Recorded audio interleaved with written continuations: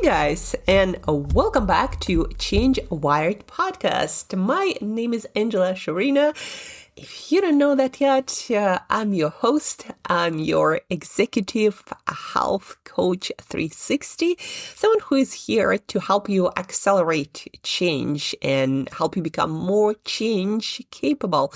And that is important in any time, but I think especially now when things are moving and changing so fast that if you don't change with them, it's gonna feel like a very disturbing experience. So change ability or cognitive flexibility, using scientific talk, is something that we all need to be constantly working on. And yes, it is something like a muscle, something like a skill. It's an ability that you can train, and you train it by helping yourself to change in different ways, especially in the ways where you think you are all set and solid and unchangeable.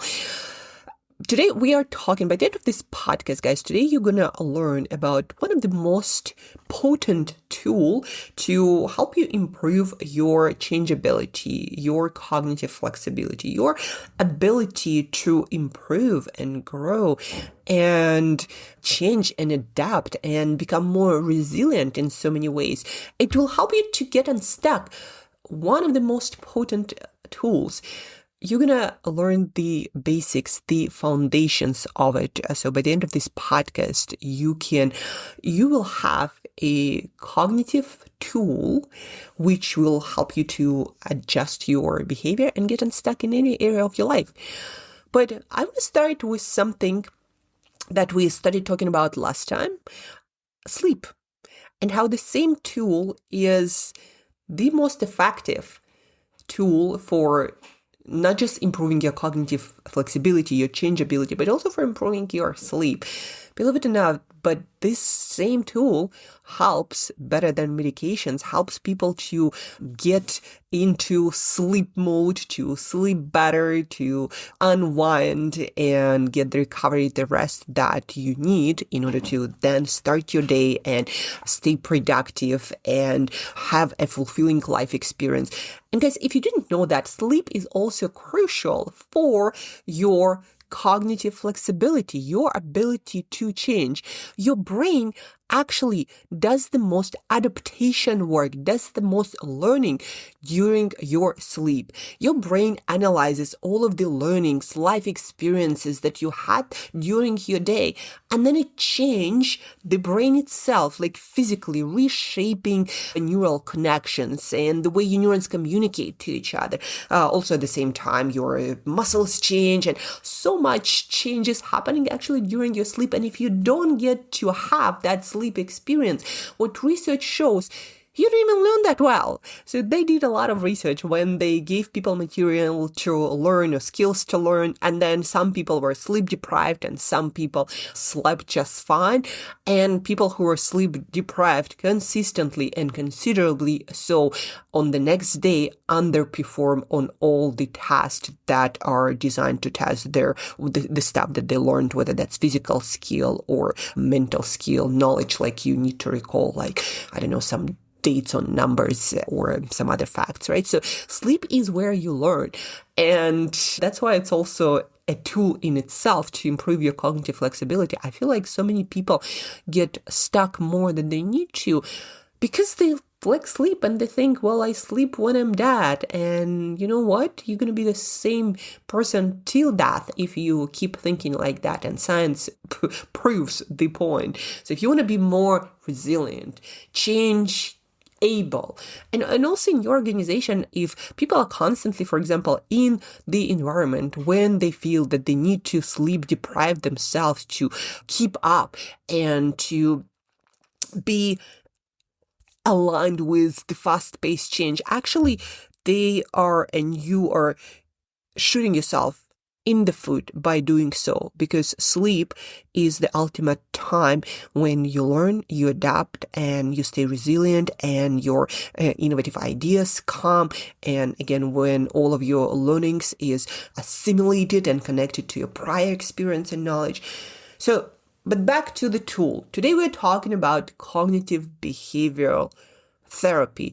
Maybe not so much therapy as coaching. So first, what's the difference between therapy and coaching? Therapy is more interested in uncovering underlying patterns and like, okay, where is this coming from? What was the past? What may be the trauma that you experienced?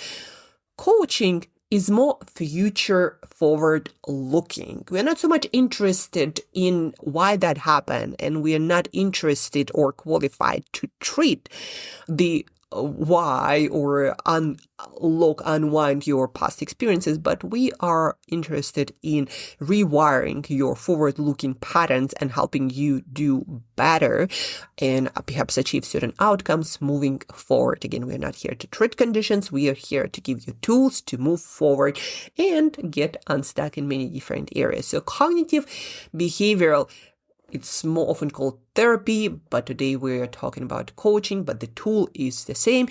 It's all about restructuring your own thoughts and beliefs and looking at the connection between your thoughts and your beliefs and your actions as in relation to the outcomes that you either get in your life or want to get in your life, and seeing that connection. So to give you an example, if somebody believes that their sleep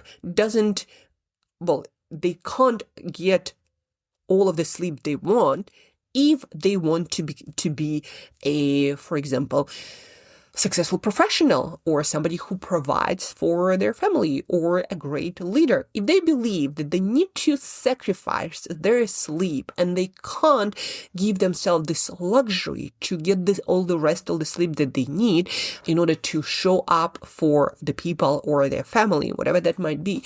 If this is your fundamental belief, it's going to be hard to impossible for you to get all the sleep that you want, no matter what hacks and tools you're going to learn. It's just your belief. And that's why you're going to be wired and waking yourself up, being more in that up and go and wired state more often than not, because what you think and what you believe changes what hormones your brain, your body release, and how much cortisol and adrenaline and how much stress you almost experience. And it is, again, also proven by research, by science, that what you tell yourself, what you believe is going to change your physiology. So for a lot of people, untangling their beliefs and thought patterns about sleep is the first step to improving that sleep. Or somebody might believe, I never get good sleep. Like, it's been ages and I just never sleep well and I'm always waking up and it always takes me forever to fall asleep. And that's their belief. And so that's why they're not going to try that morning routine when you get up and see the bright light in the morning. And that's why they're not going to try to go to sleep on time because it doesn't work anytime. Why would I force myself to do that? Or they're not going to try the relaxation techniques or that shower or anything that helps them to unwind. And they're not going to work on maybe some eating habits or some substance use, like maybe too much caffeine or maybe alcohol at all the wrong times and all the wrong amounts. They're not going to take the action consistently enough to actually produce meaningful results. And that's why untangling, again, your thought patterns and your beliefs before or along with taking action is one of the most effective way to actually produce desired and consistent change. And there is even cognitive behavioral therapy for insomnia, and it works better than medication because unlike medication, it helps you to uncover the underlying causes of that, except of course for the instances, and there are some, when your body is not capable to produce the state of sleep, which might be the case, but it's not as often a case as people think. These days, almost everyone I work with experience some sort of sleep disturbances, and most of it is their own doing, whether that's thinking, believing, and then not doing certain things, or simply not following good enough routine and then struggling because, again, of their own doing or believing. So again, first, what cognitive behavioral therapy or coaching do is they look at your beliefs and your thinking. And then after you analyze what are your beliefs about sleep? Do you believe that you cannot get good enough sleep because you didn't have good experience for some time and it seems like it's been forever? Do you not get good enough sleep because you believe, well, it's not possible for you to fulfill your role as a provider in your family or as a leader and get the sleep that you need? If that's your fundamental belief, forget about anything I say, because you're not going to do anything about it anyhow. So might as well keep doing what you're doing and then ask yourself, is it working for you? And that's the second step of cognitive behavioral therapy or cognitive behavioral coaching in your toolkit to help you unstuck in any area of your life, not just about sleep, but we are taking sleep as an example. So now that you have you analyzed your thoughts, your beliefs, maybe your frustrations, also your feelings. How do you feel about going to bed and sleeping all the 8 or 9 hours that you might need? Me personally, my full block chunk of sleep that I need, 8.5 hours. That's my sleep that I need in order to function my absolute freaking best. Do I always get it? No, but at least I give myself a chance on most days. Sometimes I do have to stay up, but I make sure that it doesn't happen on a regular basis, because I know that when it happens on a regular basis, everything goes south, from my cognitive performance to my learning ability to my positivity, my ability to empower others, my ability to learn and improve. And learnability is one of my top values. So I'm going to be shooting myself in the foot by not giving myself the sleep that I need. But anyhow, so back to step number one.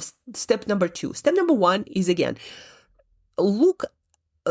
start noticing your thought patterns, your feelings, your beliefs about sleep.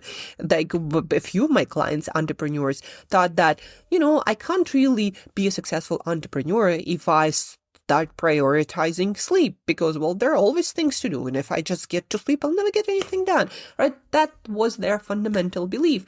And no wonder, for quite a while, until we uncover this belief, and actually false belief, until we uncover this, that what they actually get is performance that is not that great, decision making that is compromised, always running after putting up fires versus thinking upstream in advance. How do I prevent that from happening? And then also not showing up for their family or their important relationships. So when they start seeing the pattern that it's actually not working for them to think this way, once they accept the need to change their beliefs, their thoughts, again, that usually happens through experience, not by me telling them, you're wrong. That doesn't work for an adult human. So once they open up the gate, so to speak, by their willingness to change their beliefs and reconsider their thought patterns, after that, we start leaning more and more into step number two, which is challenging your thoughts and beliefs. And a very good question to start, and there are many questions. You can look up cognitive behavioral therapy for sleep, for example, as we're taking sleep as an example.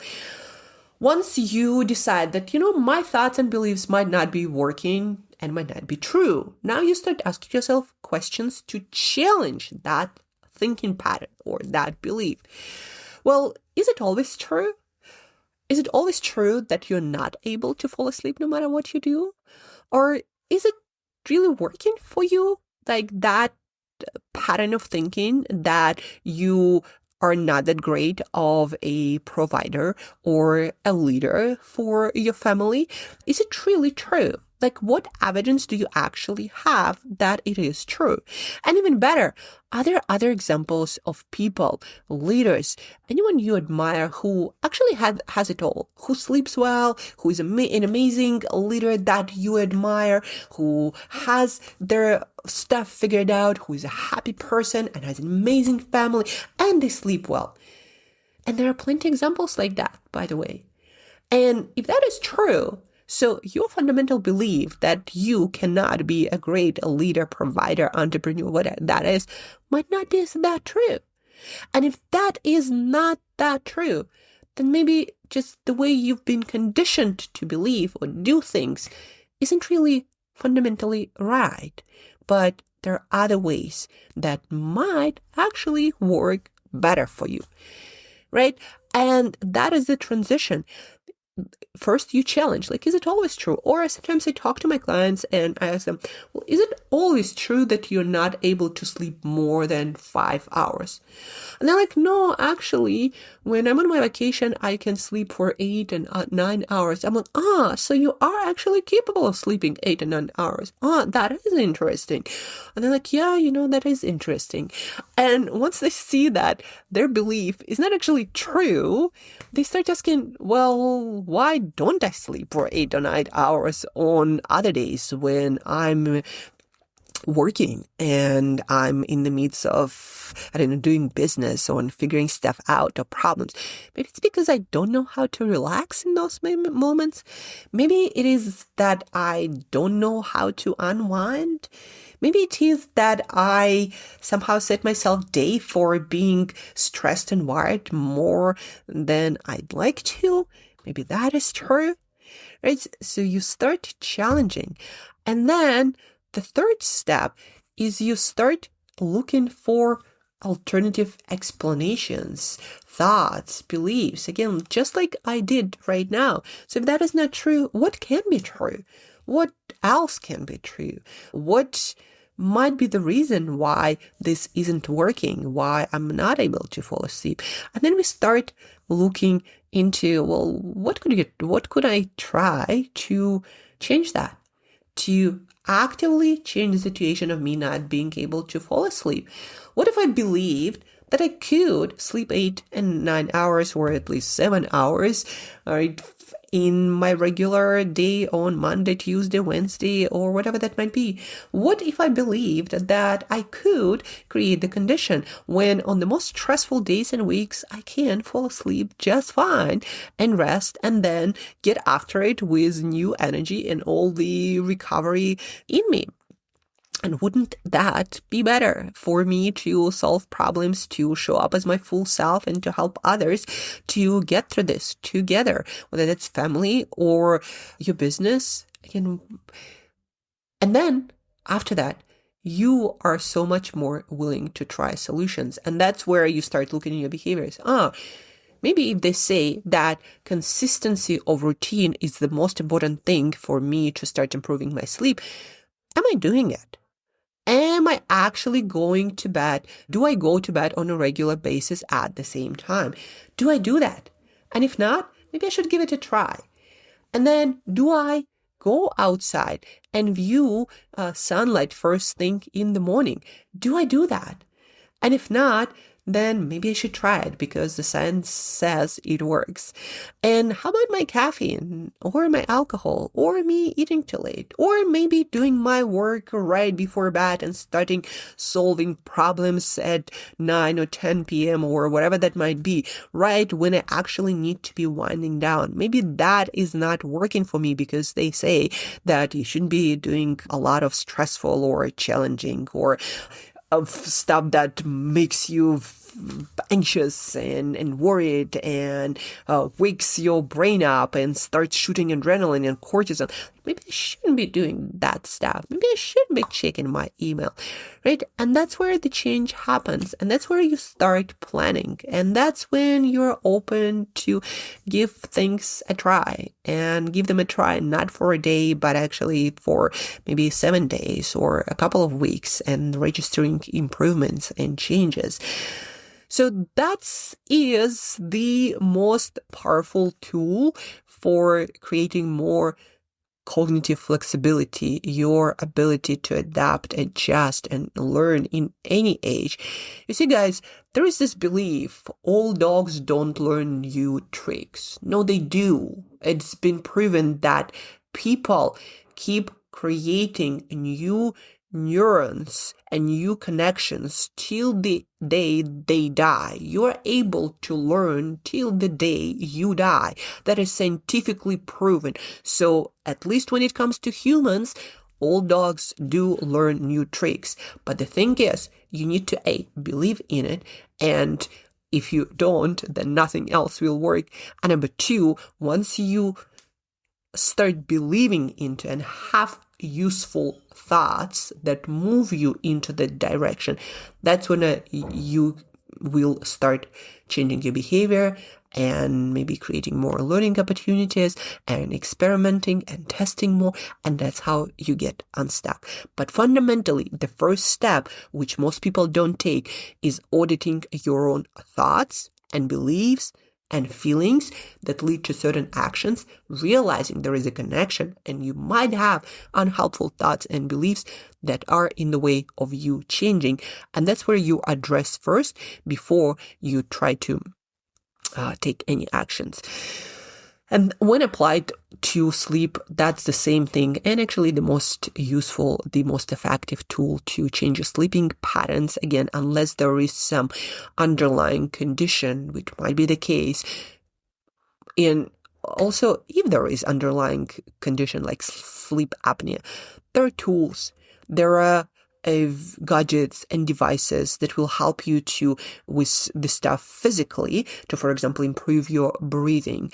And then with cognitive behavioral therapy for insomnia or for sleep, you'll be able to improve the condition even further and improve your quality of sleep. It might not be perfect, but it will get better. And with that, everything else, including your cognitive flexibility, your ability to change and make new decisions and learn new things and adapt and improve and become more resilient, will improve as well. Something that I also wanted to share with you about cognitive behavioral therapy. Overview, this is from Mayo Clinic, one of the top leading research institutions. So cognitive behavioral therapy, also called CBT, is a common type of talk therapy. During CBT, you work with a mental health professional, such as a psychologist or other licensed therapist, in a structured way. You attend a limited number of sessions. Like CBT helps you become aware of thinking patterns that may be creating issues in your life. Looking at the relationship between your thoughts, feelings, and behaviors helps you view challenging situations more clearly and respond to them in a more effective way. So there is no magic. It just, when you look at your thoughts and when you look into underlying beliefs, then you're open to take different actions. And that's when the magic happens. And again, I think the most effective tool, not that I think, but it is true, the most effective tool to start seeing the effect of cognitive behavioral therapy or coaching is start questioning your own thinking and beliefs with questions like, is this actually working for you? Is this always true? And if it's not always true, when is this not true? And what are the examples of this working the other way? So maybe my beliefs are not that right? And not even working for me that well. What thoughts are you going in your mind in the situation where things are not working for you? What is stopping you from? And then think about the action or the goal or the outcome.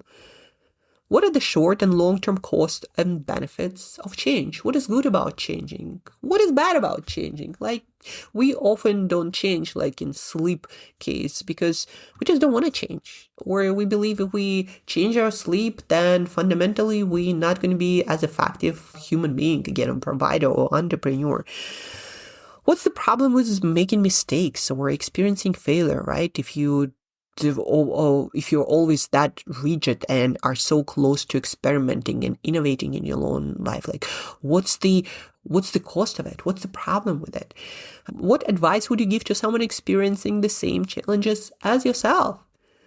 What are the first concrete steps you need to reach your goal if you were to believe that you could indeed reach it? So questioning is the most basic fundamental tool in cognitive behavioral therapy and a way for you to start, again, changing your beliefs, your thoughts, and that is the first step to any change.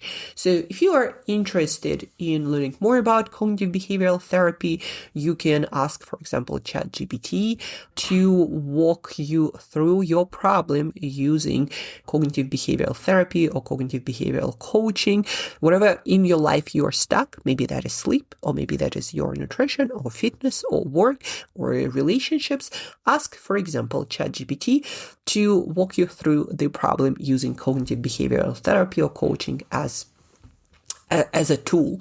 Another way, of course, you can go to cognitive behavioral therapists or coach to help you do that. People still understand human condition a lot better than ChatGPT or any artificial intelligence. And you can also reach out to me. I practice CBT in my coaching practice all the time because, again, until you change your own thinking, until you question your own thinking, nothing else will matter. So also there is an email in the show notes. You can use it to connect with me. And what else? Yes, if you are struggling with sleep, your main tool to learn, improve your cognitive flexibility, stay resilient, adaptable, and a great leader to others. So if you need to improve sleep and your cognitive flexibility, again, cognitive behavioral therapy is the most effective tool to start your journey towards there. And a couple of first steps to start unwinding your non-working pattern, whether that's sleep or just improving your ability to change, is start questioning your beliefs and your own thinking. Like, is this true? How do I know this is true, the thing that I believe that to be right? And if it's not true, what else can be true? Right? So that is the first step, and see where it leads you. And again, you can use ChatGPT for simplicity or your favorite AI agent. You can schedule a session with me or another practitioner, and keep listening to podcasts like this and sharing it with others to discuss, to help each other grow, get unstuck, and improve ourselves and improve the world around us. So thank you guys for tuning in. Thank you for listening. Don't be afraid to reach out and start questioning your own thinking. And till next time, keep listening, keep questioning, and keep growing.